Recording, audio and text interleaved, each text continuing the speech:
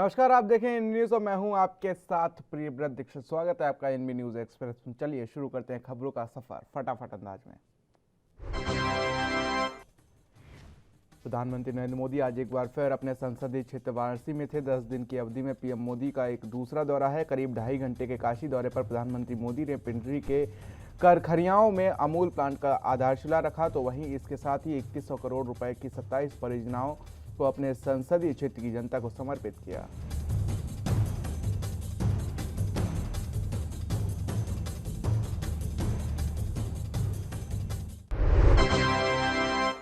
PM Modi ने कहा कि वाराणसी की पिंडरी क्षेत्र को प्रणाम करत हैला, जौनपुर के लोगन को भी प्रणाम करत हैला। आज ये क्षेत्र एक बार फिर से पूरे प्रदेश के किसानों के लिए बहुत बड़े आयोजन का साक्षी बना है। आज देश के पूर्व प्रधानमंत्री चौधरी चरण सिंह को याद किया जा रहा है। उनकी आज जयंती है। उनकी स्मृति में देश किसान दिवस मना रहा है।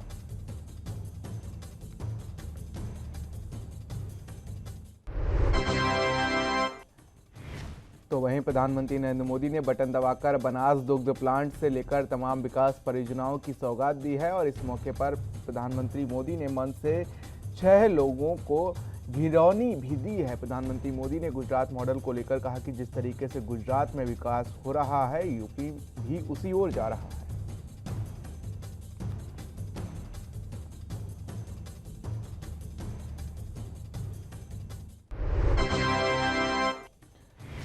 काशी की गलियां अपने वास्तविक स्वरूप के साथ स्मार्ट भी हो रही हैं। रीडेवलपमेंट ऑफ ओल्ड काशी योजना के तहत गलियों को रंग रोगन के साथ हाईटेक भी किया गया है। गलियों की दीवारों पर काशी की संस्कृति के अनुरूप चित्रकारी की गई है। सीवर, पानी की निकासी, तारों को अंडरग्राउंड करना जैसे काम गलियों को स्मार्ट बनाने के लिए हुआ है।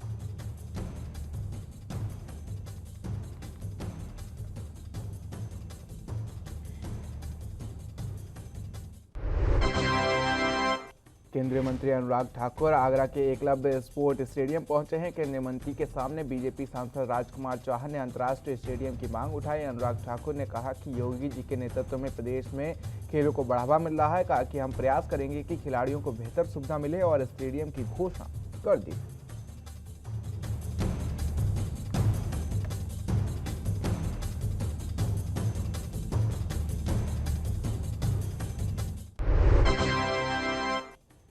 केंद्रीय खेल एवं सूचना प्रसारण मंत्री अनुराग ठाकुर ने आगरा में वेब पोर्टल और यूट्यूब चैनलों पर हो रही कार्रवाई को जायज ठहराया। उन्होंने कहा कि देश की एकता और अखंडता को खत्म करने के लिए भ्रामक सूचनाएं प्रसारित करने वाले पोर्टल और यूट्यूब चैनलों पर कार्रवाई की जा रही है और जो जारी है, इनके खिलाफ देशद्रोह की धाराओं के तहत कार्रवाई की जा रही है।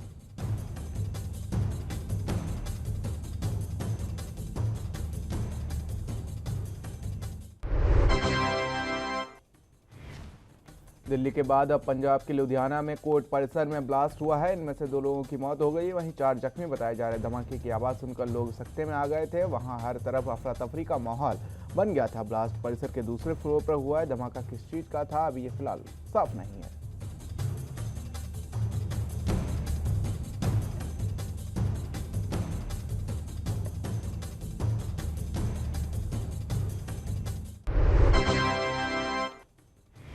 पंजाब के मुख्यमंत्री चरणजीत सिंह चन्नी और कांग्रेस के प्रदेश अध्यक्ष नवजोत सिंह सिद्धू ने भी कोर्ट में धमाके की साजिश करार दिया है। चन्नी ने कहा कि जैसे जैसे चुनाव पास आ रहे हैं, देश में देश विरोधी ताकतों द्वारा ऐसी घिनौनी हरकतें की जा रही है। इसी को लेकर सरकार सचेत है, लोगों को भी सचेत रहना चाहिए।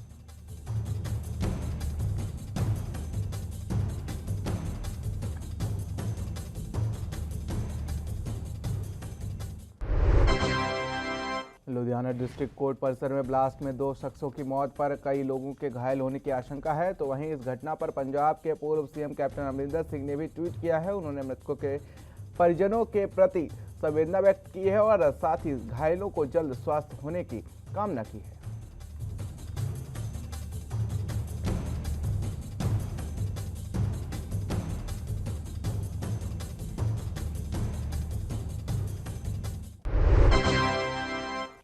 लुधियाना के कोर्ट परिसर में हुए धमाके के बाद से गृह मंत्रालय ने पंजाब सरकार से इस मामले में रिपोर्ट तलब की है। वहीं पंजाब में हाई अलर्ट जारी कर दिया गया है। इसके साथ ही सूबे की सियासत भी गर्मा गई है। पंजाब के सभी राजनीतिक दलों ने इस घटना की निंदा करते हुए इसे पंजाब की शांति भंग करने का प्रयास बताया है।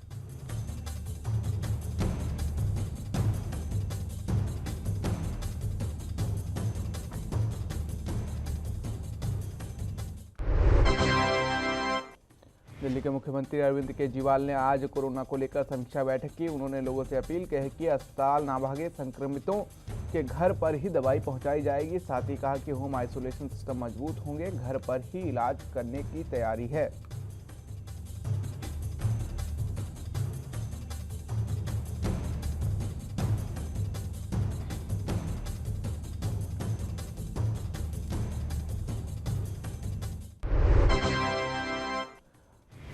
मध्य प्रदेश में कोरोना वैक्सीनेशन का रिकॉर्ड बन गया है। प्रदेश में 10 करोड़ वैक्सीनेशन संपन्न हुआ है। इसकी जानकारी मुख्यमंत्री शिवराज सिंह चौहान ने दी है और इस लक्ष्य को पाने के श्रेय उन्होंने प्रदेशवासियों संग प्रधानमंत्री नरेंद्र मोदी को भी दिया है। उन्होंने कहा कि प्रदेश की जनता को कोविड-19 से सुरक्षा चक्र देने का एक अहम पड़ाव हमने पूरा कर लिया है।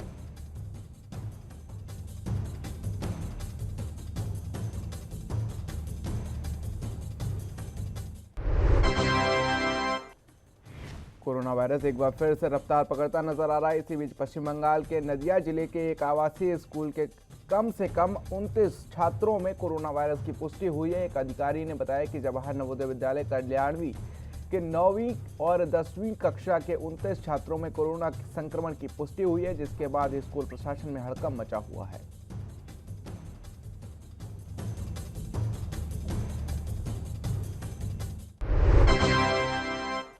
यूपी के जालौन में गृह मंत्री अमित शाह के संभावित दौरे को लेकर जिला प्रशासन अलर्ट हो गया है। आपको बता दें कि कलेक्ट्रेट सभागार में डीएम एसपी ने जिले के आला अधिकारियों के साथ बैठक की, साथ ही दौरे को लेकर तमाम तैयारियों का जायजा लिया। तो वहीं आपको बता दें कल दौरे पर रहेंगे गृह मंत्री।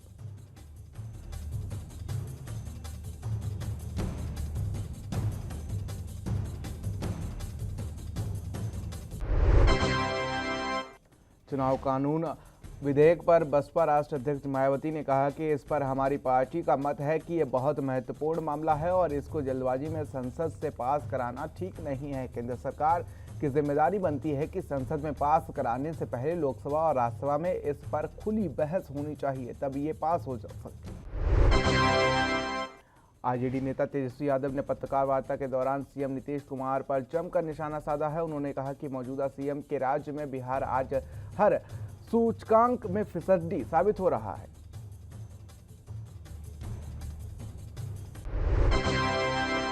तो वहीं कांग्रेस के वरिष्ठ नेता हरीश रावत ने कई ट्वीट किए हैं। इसी पर बीजेपी सांसद रीता बहुगुणा जोशी ने भी कांग्रेस पर राष्ट्रीय नेतृत्व पर सवाल उठा दिए हैं। ट्वीट में हरीश रावत ने अपने आप को असमंजस की स्थिति में बताया है।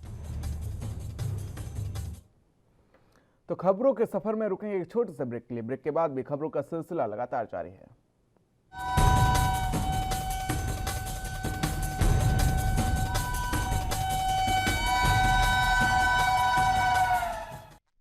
तो ब्रेक के बाद आप सभी का स्वागत है। रुक कर लेते खबरों की ओर।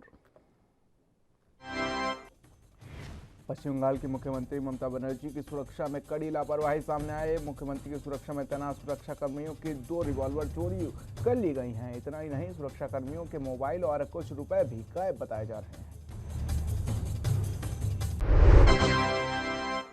पंजाब के ट्रांसपोर्ट मंत्री अमरिंदर सिंह राजा वंडिंग आज बरनाला जिले के कस्बा भदौड़ पहुंचे। यहां उन्होंने बस स्टैंड का निर्माण के लिए नींव का पत्थर रखा है और इस दौरान मौके पर भारी संख्या में कार्यकर्ता मौजूद रहे। कांग्रेसियों की भारी संख्या में देखते हुए मंत्री वंडिंग ने अपना संबोधन भी किया।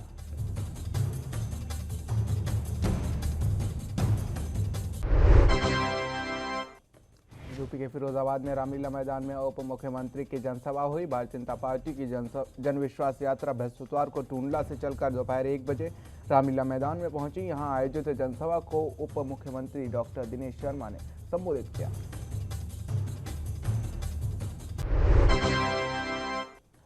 सुप्रीम कोर्ट के फैसले के बाद श्री राम जन्मभूमि मंदिर निर्माण का कार्य जोरों पर चल रहा है। इसी बीच खबर है कि नेताओं, अफसरों और रिश्तेदारों ने अयोध्या में नियमों का उल्लंघन करके जमीन खरीद ली है और इस बार चर्चा का केंद्र में महर्षि रामायण विद्यापीठ ट्रस्ट। आरोप है कि ट्रस्ट ने दलितों के जमीन को विश्वसनीय दलितों को दिलाई, फिर उसे ट्रस्ट को दान कर दिया गया।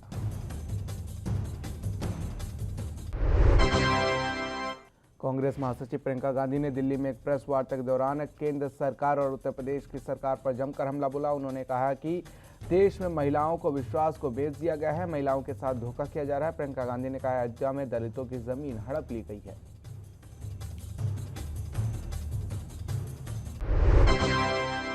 प्रियंका गांधी ने कहा कि देश में लगभग हर घर के नाम राम मंदिर ट्रस्ट को कुछ न कुछ दान दिया गया है। घर घर जाकर प्रचार भी किया गया है। भक्ति की बात है और इसके साथ खिलवाड़ किया जा रहा है। दलितों की जमीन के टुकड़े जिन्हें खरीदा नहीं जा सकता हड़प लिया गया है। कांग्रेस महासचिव प्रियंका गांधी के मध्य प्रदेश आने पर गृह मंत्री नरोत्तम मिश्रा ने बयान दिया है। उन्होंने कहा कि कमलनाथ जी ने कांग्रेस के पूर्व अध्यक्ष राहुल गांधी से झूठ बोला था, गिना दी थी और 10 दिन में 2 लाख रुपए का कर्ज माफ कर देंगे, इसलिए राहुल बाबा नहीं आ पा रहे हैं, इसलिए उन्होंने राजस्थान में इनका नाम नहीं लिया।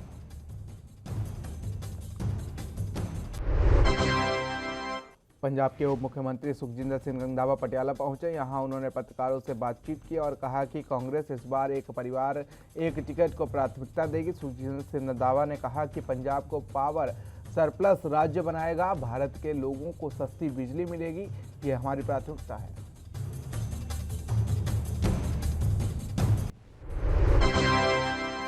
दिल्ली पुलिस ने बीती रात एनकाउंटर के बाद एक कुख्यात बदमाश को गिरफ्तार कर लिया है। दरअसल पुलिस को जानकारी मिली थी कि बदमाश सिद्धार्थ उर्फ सोमवीर बाहरी दिल्ली के कादीपुर गांव में पहुंचने वाला है। दिल्ली पुलिस ने जब कादीपुर गांव के बाहर जाल बिछाया और बदमाश को गिरफ्तार कर लिया है।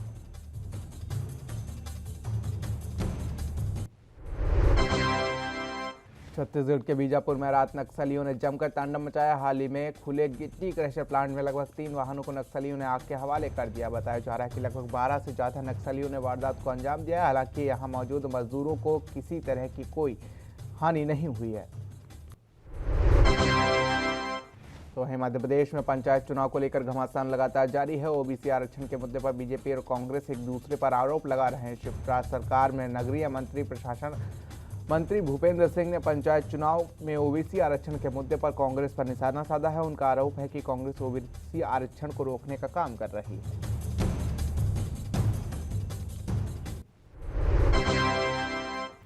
देश में कोरोना के तीव्र संक्रमक वेरिएंट ओमिक्रॉन की दस्तक के बाद उसके फैलाव को देखते हुए गुरुवार को केंद्र ने सभी राज्यों और केंद्र शासित प्रदेशों को आगाह किया है। केंद्र सरकार ने कहा कि इस वेरिएंट को फैलने से रोकने के लिए सभी एहतियातें बरती जाएं, सारी सावधानियों का पालन करते हुए भीड़ नियंत्रण के उपाय करें और आगामी त्योहारों को देखते हुए रात्रिकालीन कर्फ्यू समेत अन्य उपाय किए जाएं। कोरोना वायरस के नए वेरिएंट ओमिक्रॉन ने सरकार की चिंताएं बढ़ा दी। Institute of genomic and integrative biology का कहना है कि इंदिरा गांधी अंतर्राष्ट्रीय हवाई अड्डे पर परीक्षण करने वाले प्रत्येक 5 यात्रियों में से एक मामला ओमिक्रॉन का मिल रहा है। और फिलहाल यहाँ रुकेंगे छोटे से ब्रेक के लिए। ब्रेक के बाद भी खबरों का सिलसिला लगातार जारी है।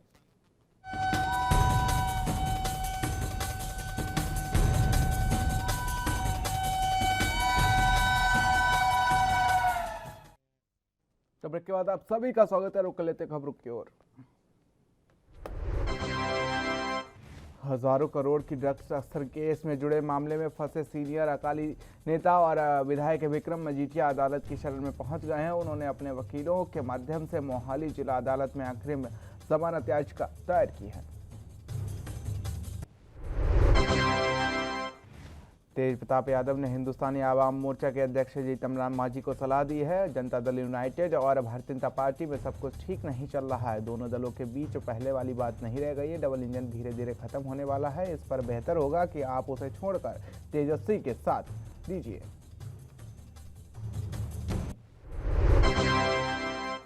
चिराग पासवान की लोक जनशक्ति पार्टी ने अगले साल उत्तर प्रदेश में होने वाले विधानसभा चुनाव को लेकर एक बड़ा ऐलान किया है। चिराग पासवान ने कहा कि हम यूपी विधानसभा चुनाव में किसी पार्टी के साथ गठबंधन नहीं करेंगे। हम अकेले दम पर चुनाव लड़ेंगे और प्रदेश की सभी सीटों पर अपने उम्मीदवार खड़े करेंगे।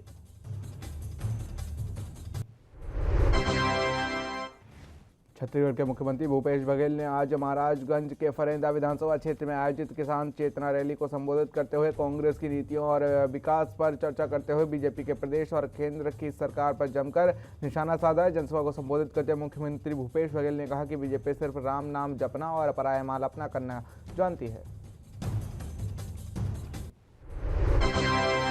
मुजफ्फरनगर में राजकीय इंटर कॉलेज मैदान में सड़क परिवहन और राष्ट्रीय राजमार्ग मंत्री नितिन गडकरी ने एक सभा को संबोधित करते हुए 755 करोड़ की लागत से बने 101 किलोमीटर की दूरी के 3 राष्ट्रीय राजमार्ग का शिलान्यास करते हुए लोकार्पण किया है।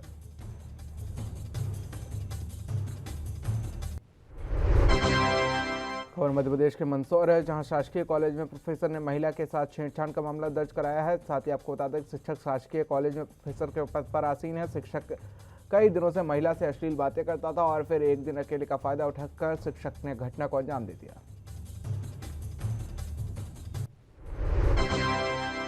पलवल में अब डीएपी खाद के बाद यूरिया खाद को लेकर काफी महामारी है। किसानों का आरोप है कि लंबी लाइनों में लगकर निर्धारित रेट से महंगा बेचा जा रहा है। साथ ही उन्हें बिना जरूरत के दवाइयां भी खरीदनी पड़ रही हैं, जबकि कृषि विभाग के अधिकारी खाद को पर्याप्त आपूर्ति बताते हुए डीलर द्वारा जैसे ज्यादा पैसे ले जाने को लेकर न्याय संगत बता रहे हैं। मुरादाबाद के मझोला थाना इलाके में सर्किट हाउस में नंद गोपाल नंदी कैबिनेट मिनिस्टर द्वारा पत्रकारों से बातचीत की, जिसमें नंद गोपाल नंदी ने सरकार द्वारा किए गए विकास कार्यों को गिनाया। साथ ही विपक्ष पर जमकर निशाना भी साधा।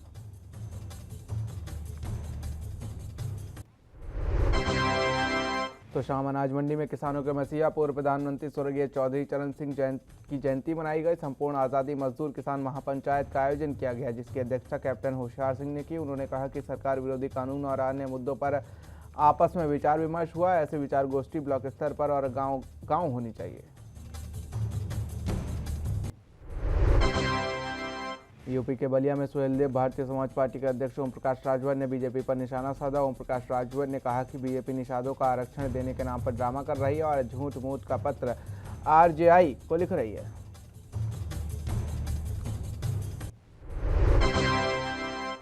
रक्षा अनुसंधान और विकास संगठन के 24 घंटे में बैलिस्टिक मिसाइल प्रलय की दूसरी बार सफल परीक्षण कर लिया गया है। इसके पहले 22 दिसंबर 2021 को ओडिशा के एपीजे अब्दुल कलाम द्वीप से पहला परीक्षण किया गया था। प्रलय मिसाइल 150 से 500 किलोमीटर की दूरी तक दुश्मन के अड्डों को नष्ट करने में सक्षम है। वहीं इसकी सटीक मारक क्षमता और इसकी गति इसे ज्यादा ताकतवर बनाती है।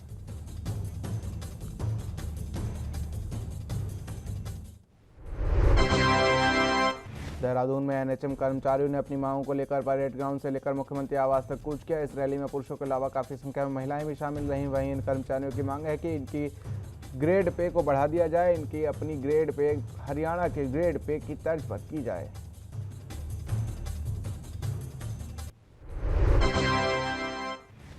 श्रावस्ती जनपद में जिला मुख्यालय और विकास खंड स्तर पर स्वर्गीय चौधरी चरण सिंह के जन्मदिन पर किसान सम्मान दिवस मनाया गया। जिला मुख्यालय भिनगा में कलेक्ट्रेट हॉल में national mission on agriculture extension programme Atma योजना के तहत पूर्व प्रधानमंत्री स्वर्गीय चौधरी चरण सिंह के जन्मदिन पर किसान सम्मान दिवस मनाया गया।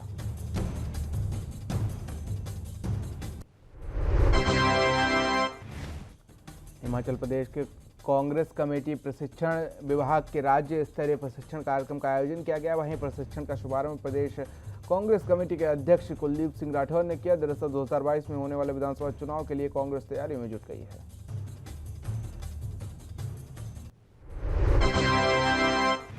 और रैया सदर तहसील के ग्रामीणों को आमंत्रित कर घरौनी अभिलेख दिए गए हैं। और जैसा कि ग्रामीण क्षेत्रों में लोगों के पास घर तो थे, लेकिन उनके सरकारी अभिलेख नहीं थे। इसके चलते कई बार गंभीर विवादों को भी देखा जा रहा था। शासन और प्रशासन ने मिलकर एक ग्रामीण क्षेत्रों के वासियों को घरौनी के अधिकार अभिलेख देते हुए उन्हें सुरक्षा का अधिकार दिया।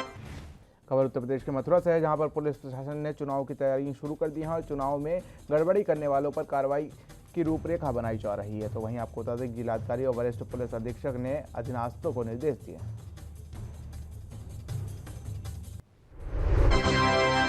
तो वहीं सिद्धार्थनगर में भी पूर्व प्रधानमंत्री स्वर्गीय चौधरी चरण सिंह की जयंती के अवसर पर किसान सम्मान दिवस का आयोजन किया गया। इस आयोजन को जिला मुख्यालय लोहिया कला भवन में आयोजित किया गया, जिसमें जिले के सैकड़ों की संख्या में किसानों ने शिरकत की।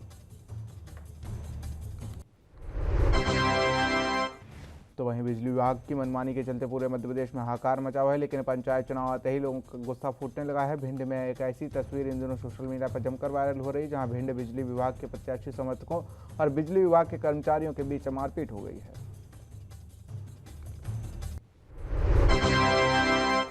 उधम सिंह नगर के किशा में बीजेपी महिला मोर्चा के तत्वाधान में महिला सम्मान समारोह का आयोजन किया गया है। किशा में आयोजित कार्यक्रम में बीजेपी के समर्पित और सक्रिय महिला कार्यकर्ताओं को सम्मानित करते हुए उनका उत्साहवर्धन किया गया।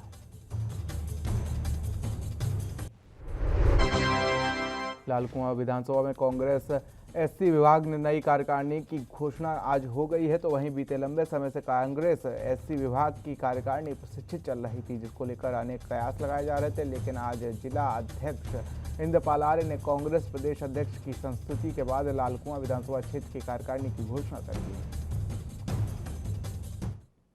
तो एनबी न्यूज एक्सप्रेस में मेरे साथ इतना ही। देश और दुनिया के अहम खबरों के लिए बने रहिए एनबी न्यूज के साथ। नमस्कार।